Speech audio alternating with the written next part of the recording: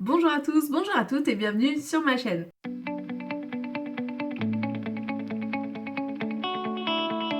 Alors aujourd'hui on est vendredi et comme tous les vendredis, je vous propose une astuce, une pépite, une réflexion et aujourd'hui des informations très précises.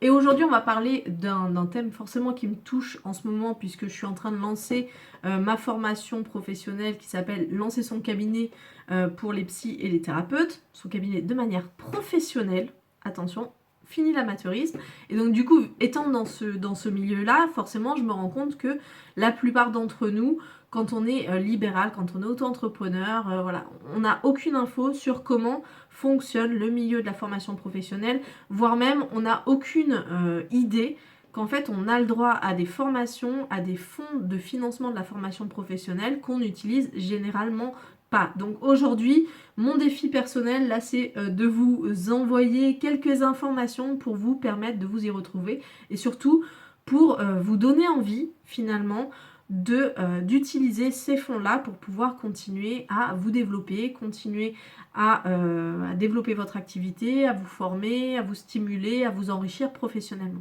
Donc déjà, la première question à se poser, c'est est-ce obligatoire de se former quand on est psychologue et thérapeute? On n'a aucune, vraiment aucune obligation légale à continuer à se former quand on est psychologue ou thérapeute. Donc ce n'est pas une obligation légale, vous ne risquez pas d'être condamné parce que vous ne vous êtes plus formé après votre diplôme. Par contre, dans le code de déontologie, vous vous souvenez probablement tous, et même les thérapeutes finalement, parce que la plupart des chartes qualité ou des codes de déontologie des thérapeutes sont calqués quelque part un petit peu sur le code des psychologues la plupart du temps, et bien très souvent, et en tout cas dans le code des psychologues c'est noté, en fait il est noté qu'on doit continuer à se former, à enrichir notre cadre théorique, à enrichir notre pratique, à continuer à se mettre au goût du jour, à apprendre de manière à pas tout le temps être sur des modèles qui sont dépassés, qui ne sont plus actuels.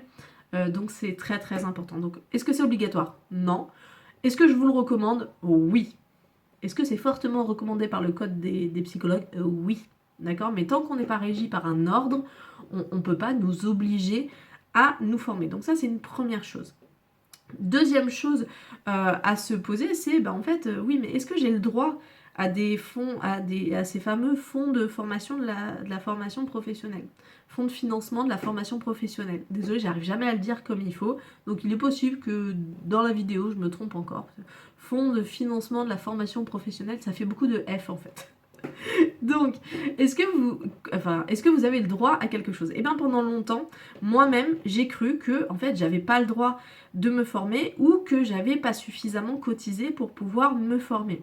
Et en fait, c'est une grosse erreur que chacun on peut faire, tout simplement parce que déjà, des fois, on sait même pas qu'on cotise, mais la plupart du temps, on s'en rend compte parce que si vous êtes auto-entrepreneur et que vous devez déclarer tous les mois ou tous les 3 mois, il y a une petite ligne dans tout ce que vous payez, il y a une petite ligne où il y a marqué fonds de formation professionnelle et je sais pas, c'est 1% quand vous êtes auto-entrepreneur, moi je me souviens c'était 1% je crois à l'époque, et puis si vous êtes en libéral, donc si vous êtes en EIRL par exemple, et en fait vous allez avoir tous les ans de l'argent pareil qui va venir financer votre formation professionnelle. Donc moi, la dernière fois, quand j'ai arrêté mon statut profession libérale, je crois que j'étais à 56 euros l'année. Et bien évidemment, quand on cotise 56 euros l'année, on se dit pas forcément qu'on a le droit à beaucoup plus en fonds de formation professionnelle. En tout cas, moi à l'époque, je m'étais dit, mais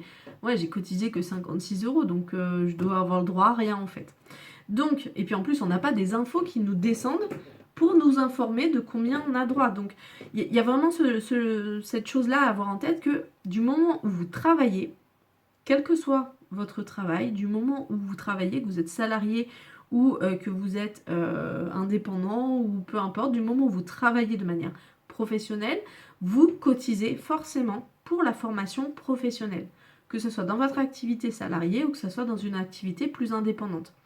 Avant de continuer, qu'est-ce qu'une formation professionnelle? Parce que ce terme-là est vraiment très galvaudé, alors qu'en fait il est très très très codifié dans un cadre légal. Une formation professionnelle, c'est un dispositif qui vous permet d'acquérir un certain nombre de compétences et de savoirs professionnels et auxquels vous allez pouvoir accéder dans le cadre des organismes qui sont des organismes de formation déclarés auprès de la Directe. Donc ce sont les fameux OF, donc organismes de formation, qui ont un DA, un numéro de déclaration d'activité auprès de la Directe. Donc une formation professionnelle, si elle vous est donnée dans un organisme qui n'est pas organisme de formation, dites-vous que ce n'est pas une formation professionnelle et probablement que vous n'aurez pas de financement auprès des organismes pour pouvoir y accéder. Donc ça, ayez vraiment cette idée-là que si c'est une formation professionnelle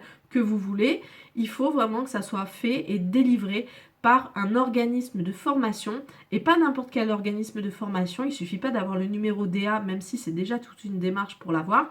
Il faut que cet organisme de formation, à ce jour, donc en 2020, il faut qu'il soit datadocké, c'est-à-dire qu'il ait aussi passé la certification d'un certain nombre de cahiers des charges. Donc on a un gros cahier des charges qui s'appelle le Datadoc et qui nous permet en fait pour les organismes de formation de montrer que on a un certain nombre de procédures dans notre organisme de formation qui permettent de délivrer des formations de qualité qui soient adaptées aux clients, qui soient adaptées aussi au milieu de la formation professionnelle et aux réglementations de la formation professionnelle.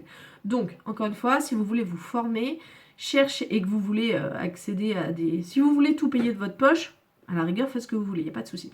Mais si vous voulez bénéficier de vos fonds de formation, puisque vous cotisez, et ben du coup, allez vers des organismes de formation qui sont datadockés, voire qui ont passé le niveau de qualité supérieur, c'est-à-dire actuellement le Calliope.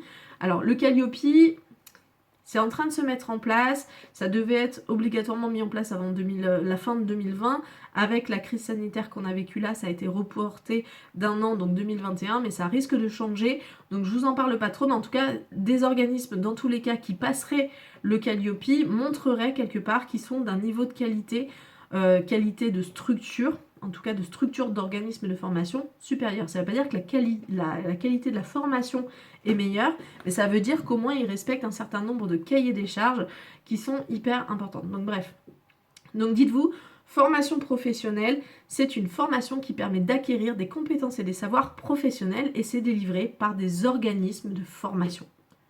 Voilà, tout simplement.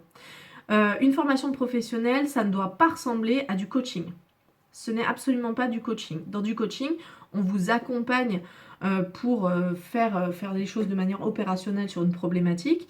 Non, dans un organisme de formation et dans une formation professionnelle, on n'est pas en train de faire, on est en train d'apprendre à faire. Et ça n'a rien à voir. Ce n'est pas non plus un atelier. Pareil. Troisièmement, une formation professionnelle, ce n'est pas du développement personnel. Et ça, dans nos métiers, des fois, on est un peu entre les deux, c'est-à-dire que on va à des formations, puis on donne, voilà, on ne sait pas trop si c'est si on travaille sur soi ou si on apprend à travailler sur les autres, c'est un peu entre les deux. Donc c'est pour ça que des fois, il y a certaines formations qui se font retoquer en mode non, ce que vous faites, c'est du développement personnel. Alors que pas du tout. Si vous êtes dans des formations où vous apprenez à délivrer des actions de développement personnel pour d'autres personnes, oui. Mais si par contre, ça vous fait travailler que sur vous, dans ce cas-là, ce n'est pas une formation professionnelle. Donc vous voyez que c'est vraiment un cadre très particulier. Surtout dans nos métiers, on vire assez rapidement dans le cadre du développement personnel. Non, c'est pas une thérapie non plus. Les formations professionnelles ne sont pas un espace thérapeutique. Absolument pas. Le but, c'est de vous apprendre des compétences et des connaissances qui vous servent à un niveau professionnel, pas qui vous servent à un niveau privé. Par exemple, il ne peut pas y avoir de formation professionnelle à la parentalité. Non, parce que être parent, jusqu'à preuve du contraire, ce n'est pas un métier. Ce n'est pas une activité professionnelle, c'est une activité personnelle. Donc il ne peut pas y avoir de formation, même si je trouverais ça super qu'on reconnaisse le statut professionnel aux parents, parce que vraiment, il y en a qui font ça vraiment comme des pros. mais concrètement, on n'est pas dans le domaine régi par la loi. Donc, qui va financer ces formations? Une fois que vous avez cherché une formation, vous avez trouvé une formation qui vous plaît, comment la faire financer? Alors là, vous avez plein de méthodes pour la faire financer. Déjà, comme dirait une youtubeuse que j'aime bien, financer par votre carte bleue, bah oui, ça vous avez le droit, pas de souci. C'est open bar. Du moment où c'est vous qui payez, personne ne va rien vous dire. Vous avez aussi des fois possibilité de répondre à des concours. Voilà, il existe des fois des organismes qui font comme ça des concours pour avoir des bourses pour pouvoir se former. Ok, ça c'est ok aussi. Il faut les chercher, voilà, mais si vous avez une opportunité comme ça pour avoir des sous pour pouvoir financer votre formation, ça marche aussi. Troisièmement, vous avez maintenant les opérateurs de compétences, les fameux OPCO, qui avant s'appelaient OPCA. OPCO et OPCA, maintenant c'est OPCO. Si vous entendez OPCA, dites-vous c'est l'ancienne génération. Les opérateurs de compétences, ce sont des organismes indépendants qui sont chargés de collecter les fonds que vous cotisez en travaillant. Voilà, tous les travailleurs cotisent pour la formation professionnelle et du coup, les OPCO sont chargés de récupérer ces fonds, notamment quand ils viennent des petites entreprises ou des entrepreneurs comme vous. Et bien du coup, ils récupèrent ces fonds-là et ils vont les redistribuer quand il y a des demandes de financement de la formation professionnelle. Donc c'est pour ça que, quelle que soit votre situation, que vous utilisiez ou pas vos fonds de formation, dans tous les cas, ils vous sont pris parce qu'il y en a d'autres qui en ont besoin pour financer leur formation professionnelle. Et donc, c'est pour ça que je vous dis finalement, vous financez votre formation. Vous la financez puisqu'on vous la prélève. C'est juste que, en fait, la plupart du temps, on n'ose pas utiliser les fonds de formation parce qu'on se dit que ça va jamais passer, parce que déjà on ne le sait pas, des fois on ne sait pas qu'on cotise, des fois on se dit qu'on n'aura pas assez de fonds, des fois on ne trouve pas la bonne formation, et donc à chaque fois que vous n'utilisez pas vos fonds de formation, et ben c'est l'OPCO qui garde ces sous-là, qui va les utiliser pour d'autres, ou mais je sais pas ce qu'ils en font quand ils les utilisent pas, j'en sais rien. Mais en tout cas, vous, tous les ans, vous avez une enveloppe qui vous est attribuée. Voilà, pour les psychologues, par exemple, j'ai regardé encore avant de faire cette vidéo, pour l'enveloppe qui est actuellement sur 2020, et ben vous avez le droit à 560 € par an qui vous sont accordés pour les formations qui rentrent dans les critères de votre branche. Donc les opérateurs de compétences, qu'il faut savoir, c'est que ça marche par branche. Par exemple, le FIFPL qui est notre opérateur de compétences en général quand on est psychologue ou thérapeute, eh ben, il ne s'occupe que des professions libérales. Donc on a, il me semble qu'il y a les dentistes, les orthodontistes, il y a un certain nombre de professions libérales qui sont régies par ce FIFPL. Et nous, du coup, on est dans cette branche, et en plus, on est dans cette branche-là, et en plus, à l'intérieur de cet opérateur de compétences qui est le FIFPL, on est sectorisé selon notre code NAF, notre code APE. Je ne sais pas si vous vous souvenez, mais quand vous avez créé votre structure ou quand vous allez créer votre structure, vous allez avoir un numéro de code APE. Alors, selon ce que vous allez choisir comme activité à mettre en avant, et ben, par exemple, si vous êtes psychologue, ça va être le 86, 90, Z ou un truc comme ça. Enfin, bref, toujours un problème avec les chiffres, mais voilà, vous avez un code APE, et de ce code APE, vous avez accès à un certain fonds de formation. Donc, par exemple, pour le FIFPL, il n'y a pas le même montant annuel pour les diététiciennes ou pour les psychologues. Vous voyez, les diététiciennes, ça doit être 600 € par an. Les psychologues, 560. J'ai regardé tout à l'heure pas mal de fiches. Bon, les psychologues, on est vraiment à 560, c'est vraiment le bas. Mais bon, voilà. Donc, je vais vous parler de ce fonds-là, puis après, je vous parlerai d'un fonds un peu particulier qu'on n'ose pas non plus utiliser, alors qu'il est super intéressant. Donc, quand vous êtes sur le FIFPL, vous allez envoyer au FIFPL votre devis, le devis que vous aurez eu auprès de l'organisme de formation. L'organisme de formation vous fait votre devis, vous l'envoyez au FIFPL pour demander votre financement. Vous avez au bout d'un moment un accord ou un rejet de votre demande, et ensuite vous payez votre organisme de formation. Voilà, le FIFPL fonctionne comme ça, beaucoup d'organismes d'opérateurs de compétences fonctionnent comme ça, c'est-à-dire que vous payez, et ensuite à la fin de votre formation, une fois que vous envoyez tous les documents, à savoir l'attestation de fin de formation, l'attestation de présence et d'assiduité et l'attestation de paiement, donc c'est pour ça que vous êtes obligé de payer avant d'être remboursé. Du coup, après, une fois que vous avez tout envoyé à la fin de votre formation, là, votre organisme de financement va vous rembourser. Donc ça, c'est comment fonctionne le FIFPL sur l'enveloppe que vous avez annuellement. Donc c'est vraiment comme ça. Il y a un fonds qu'on n'ose pas forcément utiliser, qui est le fonds de reconversion. Donc quand vous regarderez votre fiche liée à votre code APE sur le FIFPL, si vous dépendez du FIFPL, et bien en dessous, donc vous avez tout un tableau pour décrire ce que vous pouvez financer en lien avec votre pratique de psychologue. Donc dans l'OPCO, c'est vraiment par métier, donc ils financent les choses qui sont liées à votre métier. Vous avez un financement qui est le financement de fonds de reconversion. Et dans ce fonds de reconversion, il est très intéressant au FIFPL parce qu'en fait, on a le droit à 2000 € tous les 3 ans. C'est-à-dire que tous les 3 ans, on a le droit de se former pour se reconvertir. Et en fait, ça, c'est vraiment quand vous allez demander votre financement, vous allez en fait faire un courrier pour expliquer en quoi cette formation vous aide à vous reconvertir.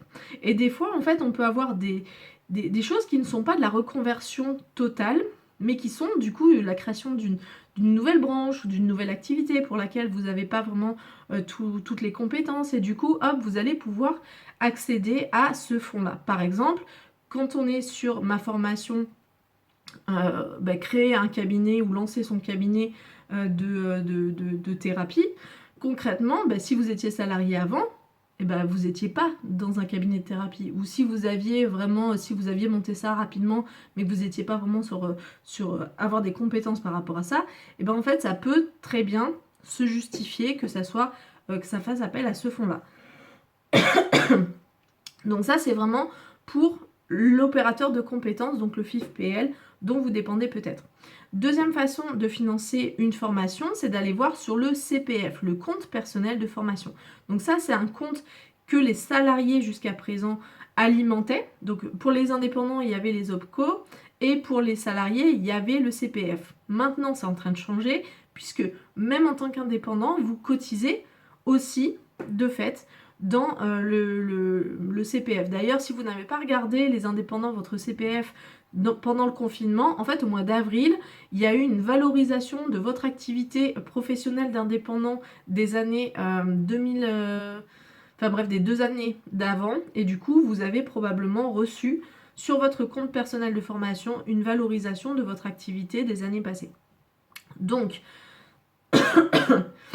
sur le CPF, donc la plateforme du CPF, vous allez vous enregistrer, aller voir, et vous allez voir en fait combien vous avez. Si vous avez travaillé, même si vous avez fait des petits boulots les années précédentes, vous allez avoir des fonds sur ce CPF. Le CPF, comment ça marche ? En fait, vous cotisez. C'est un fonds qui maintenant est en euros, qui avant était en heures, mais maintenant est en euros.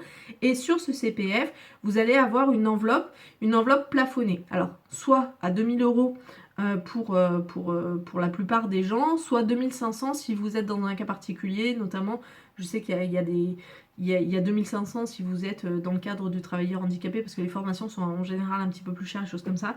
Donc, pour le coup, vous avez probablement une enveloppe de 2000 € que vous avez alimenté à raison de 500 € à peu près par année de travail.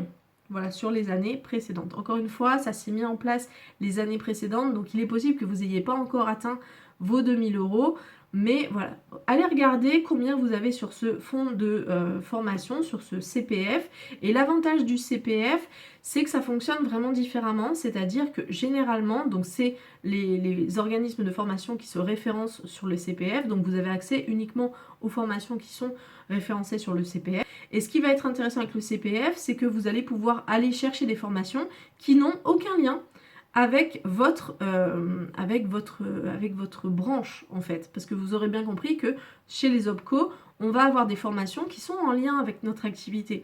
On va être financé pour, si on est psy, pour l'apprentissage d'un truc thérapeutique ou l'apprentissage du cadre légal lié à notre activité ou voilà, l'utilisation d'un outil professionnel lié à notre profession. Bon, chez nous, on n'a pas vraiment beaucoup d'outils, mais ça peut être par exemple des tests qui peuvent rentrer dans le financement.